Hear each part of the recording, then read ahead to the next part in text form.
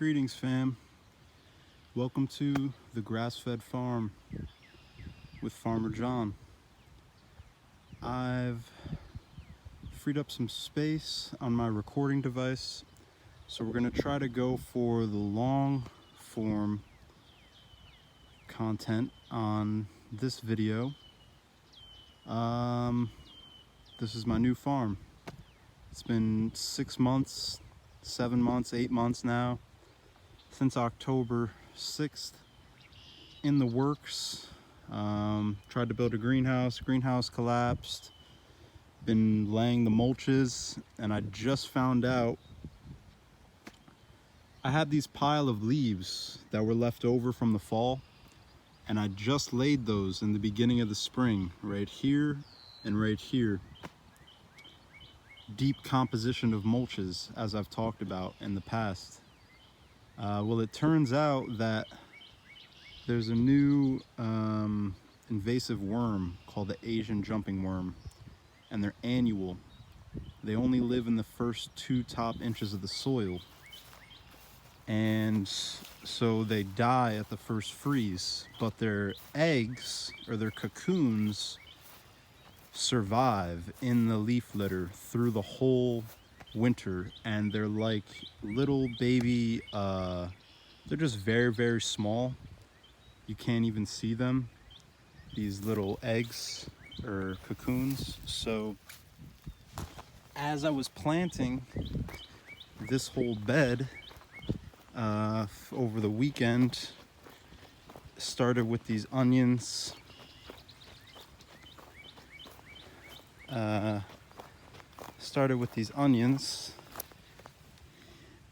can see these onions, and you can't really see too well with the sun right now, but there's onions all the way down. And as I was planting those onions, I found the Asian jumping worms.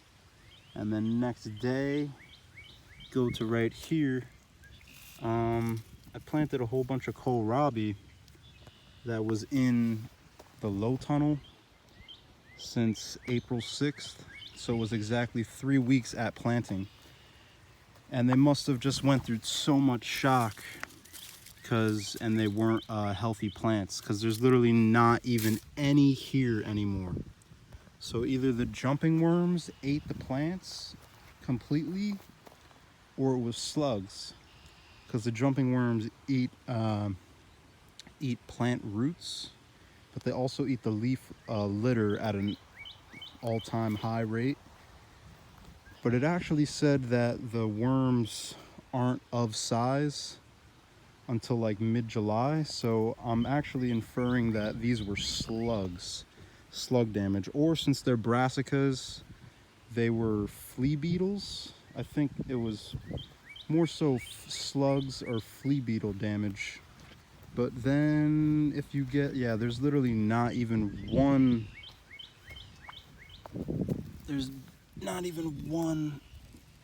kohlrabi left. You can see this little stem of a plant. So then the kohlrabi stops right here in my hand. It was like 200 kohlrabi from where the onions are to my hand, and there's no kohlrabi. Then I went to the lettuce, and the lettuce I can actually tell has grown. So that's a really good sign. So I'm thinking I'm gonna go gung-ho with lettuce and wait for the mid-season to sow the brassicas, because they don't do too well here in the spring. And then, see, slug damage. The plants weren't big enough to survive the eating from the slugs. They completely decimated my seedlings. There's a few left over there, that lettuce. So, you put so much time and effort into making 14 trays of soil blocks, and then waiting 3 weeks just to have your lettuce eaten by slugs. Aha, but now I'm noticing something. The dark Lola Rosa lettuce right there, and this red oak leaf lettuce right here, and there's also another red variety, Volcan. All the red lettuce varieties didn't get eaten by slugs. It was only this green one. And then all the kale, there was supposed to be kale down these 2 rows right here. Those all got eaten by flea beetles. And Swiss chard. Swiss chard looks like it's hanging on. But other things we have to take into consideration. Not only Asian jumping worms now, not only flea beetles because it's early spring and they decimate brassicas, also we have all this carbon here that's locking up a lot of nutrients. So I have the next 14 trays of seedlings going, but it just looks like I'm gonna be more focusing on like direct sowing, warm loving crops like summer squash, pumpkins, and then I have all my tomatoes and peppers starts. But the garlic is looking amazing. I'll have to look back at my videos from the past 2 years, but I think since, oh, and the peas are also coming up amazing. That's a nice beautiful row of Oregon snow peas. So we have peas, a bed of garlic, a first failed succession, some lettuce down there in the tunnels. That's gonna be for my first sale to the local health food store, Spice and Nice, in about 3 weeks. Then the onions survived, kohlrabi gone, some lettuce survived, some lettuce survived. Looks like the kale's all gone. And then garlic row doing really great. And then we'll see about the Swiss chard. And then there's some garlic in this row. And then I planted tree seeds like black walnut down the whole back end, and the garlic was to protect it from being eaten. But none of those tree seeds are coming up yet, so I don't know how that's going to do. And people might talk about, oh, the black walnut excretes the jugalone from its roots, which makes it harder. Like a lot of plants can't even grow in the root basis of black walnut. But my mentor says that when they're very young, he doesn't seem to find that to be a problem.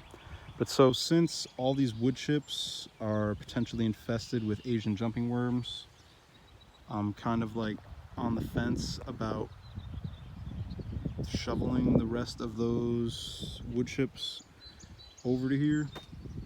But if they're here, they're here, and you're just gonna have to learn how to like live with it and figure out ways to either, you know, I'm not trying to make this whole video about Asian jumping worms.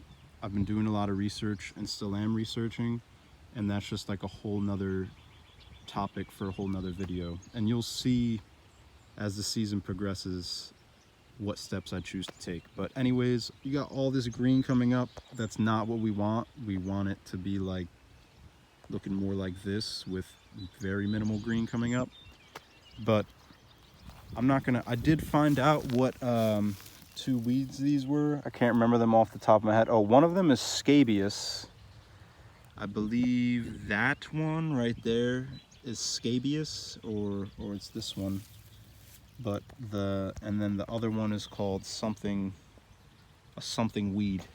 But the scabious I really don't mind having here because it's just gonna put off a really nice cool purple flower. That'll be good for the pollinators, and like I stated in other videos, it has a really established perennial root system, so it's gonna be hard to smother.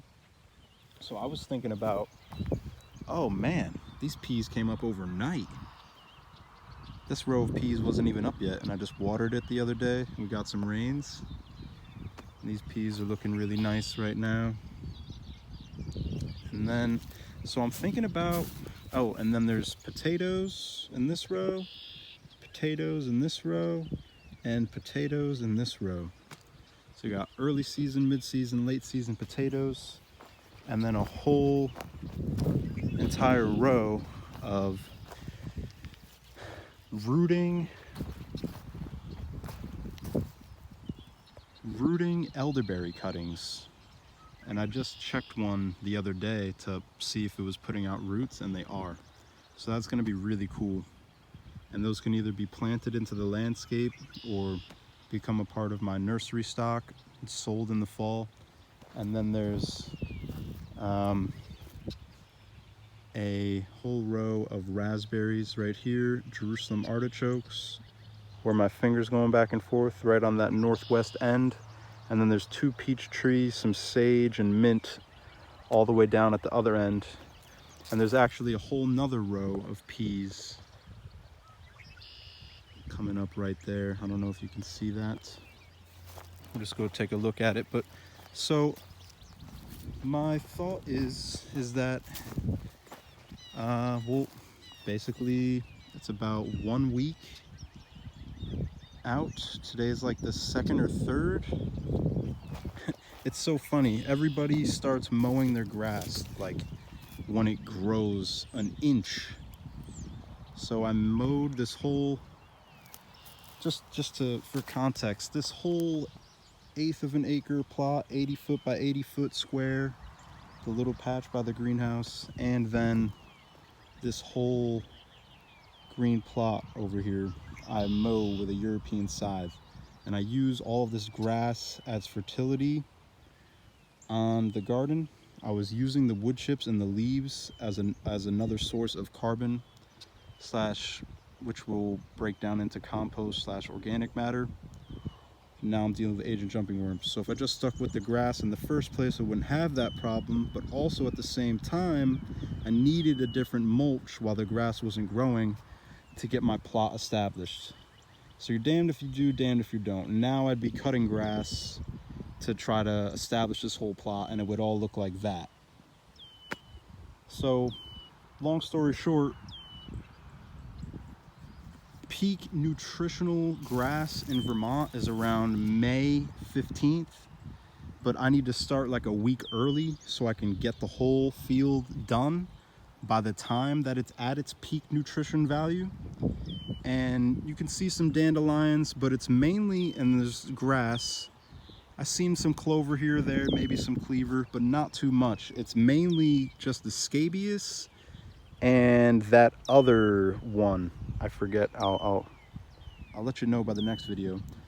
But anyways, by not letting these continue to go to seed, this is going to change the way that the pasture grows and the way that the pasture looks, and it's going to cause other seeds in the seed bank to germinate, and it's going to make this pasture a lot more biodiverse rather than just having like the 2 dominant plants. So we're going to lay grass on top of grass to mulch, but I was thinking, hey, there's already this thick leaf mulch here. Oh wow, and I see what's described as the baby Asian jumping worm. You can see how small they are. They're almost like gray when they're babies. So yeah, so this is all Asian jumping worms, or I don't know, that could be something different, but the research that I've been learning, they're gray and small like that. Yep, see them moving. Yeah, so they're gray and small like that at this point, and then by July they're like huge, and they eat the leaf litter at an all-time rate, and they compact the soil, do a whole bunch of bad things. But anyways, so I'm thinking, pull back the mulch, you put in a pepper plant, and you call it a day basically, and then you just snip the grass around it and just lay that as a mulch, and then I'll lay more grass on top of that. They eat leaves and they eat wood chips, but I don't know about grass. So, and that's how I've listened to podcasts, other farmers, and that's how people actually figured out they could do living pathways. Like they had tomatoes here, and picture the grass was just growing in the middle. So they're like, instead of pulling it, why don't I just come through with a weed whacker, mulch both of the rows of tomatoes, and then it's just a whole lot less work overall, and you're getting a yield in the meantime. So that's the early May farm walkthrough. Even though it doesn't look like a lot, there is still a lot here. Just between the elderberries, the raspberries, 3 different varieties of potatoes, the peas, and the garlic. And potatoes, I think I said that. It's that other row of peas coming up very nicely. And we'll just go take a quick look. Not quick, but we'll go take a look at the greenhouse scenario, what's going on out there. Check on these lettuce that are going for the first health food store.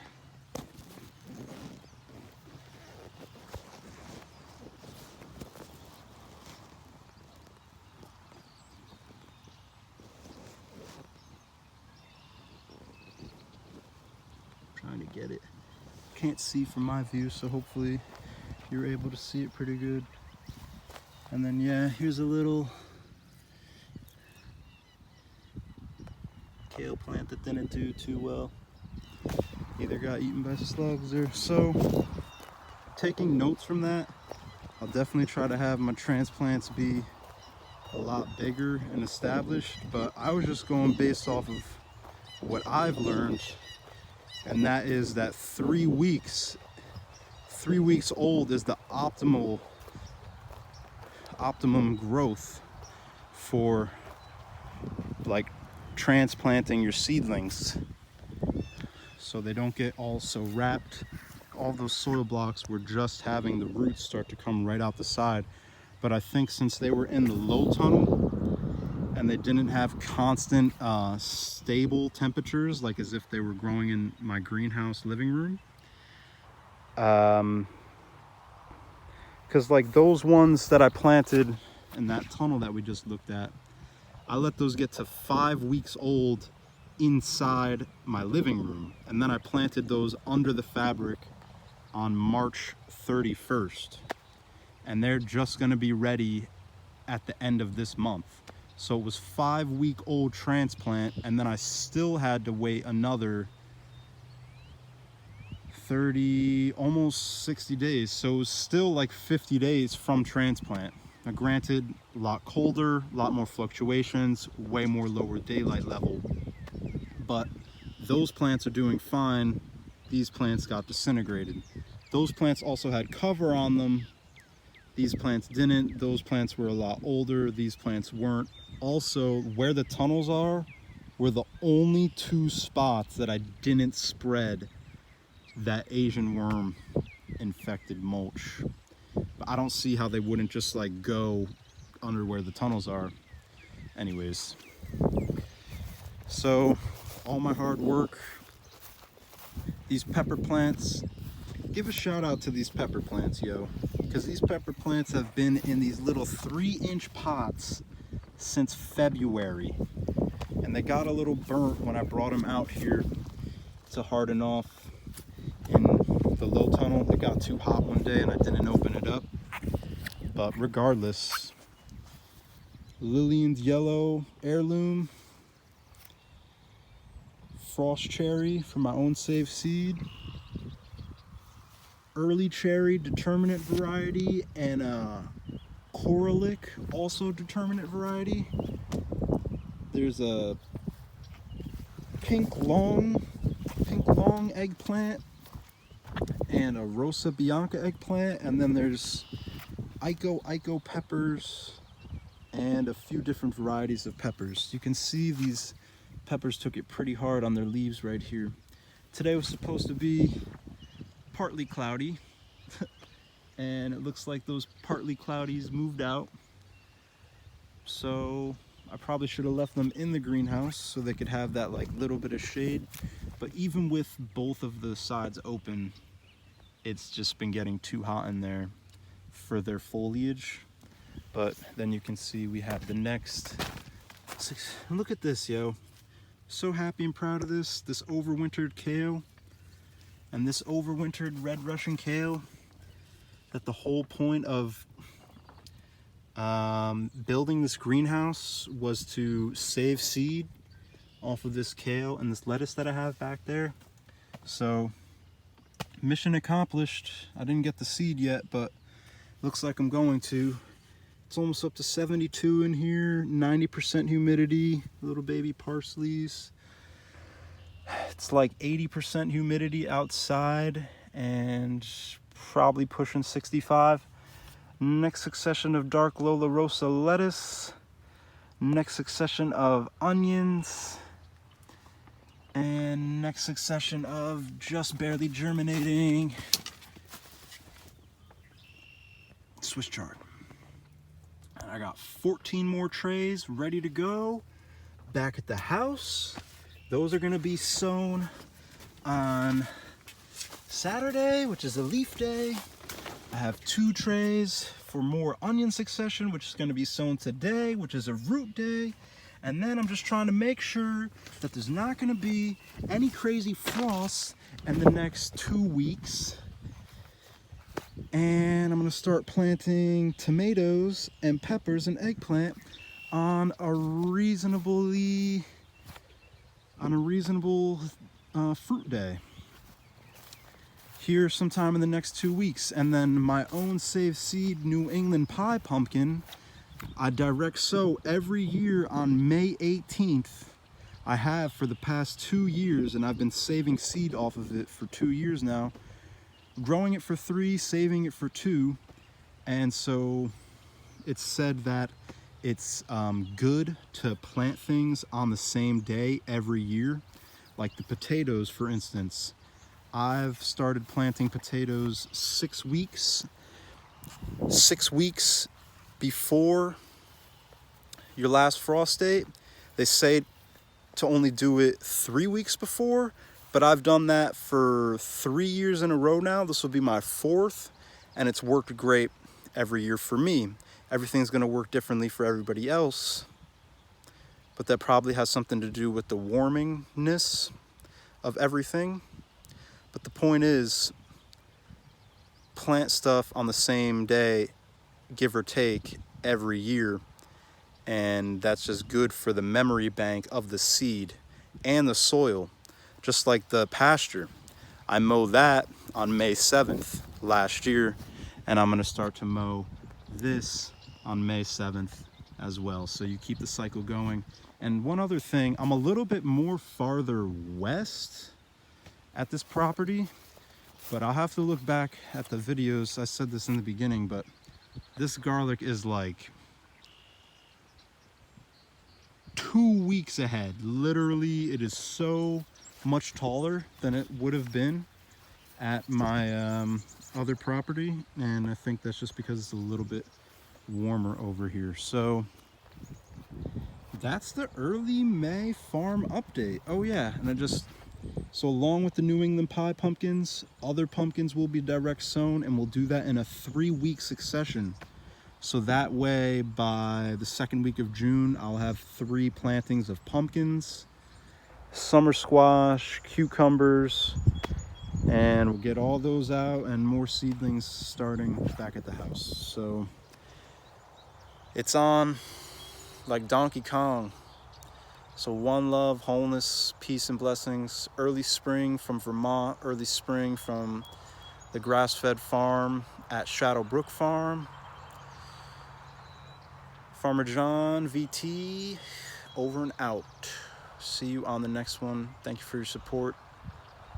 Peace, blessings, and wholeness.